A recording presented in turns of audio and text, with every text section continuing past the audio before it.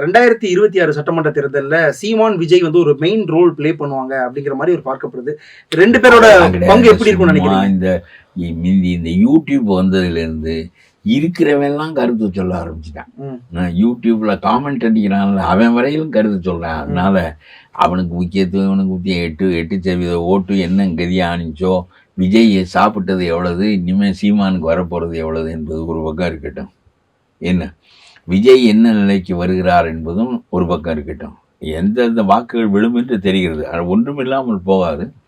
அதனால எவ்வளவு பெரிய வலிமை இவர்கள் பெற்று விட்டார்கள் அதெல்லாம் ஒன்று. விஜயால என்ன சாதிக்க முடியும் உங்களோட அசம்ஷன்? யாரால விஜயால எந்த 26 தேர்தலில் என்ன அச்சீவ் பண்ண முடியும்? தனியாக ஒன்றும் செய்ய முடியாது.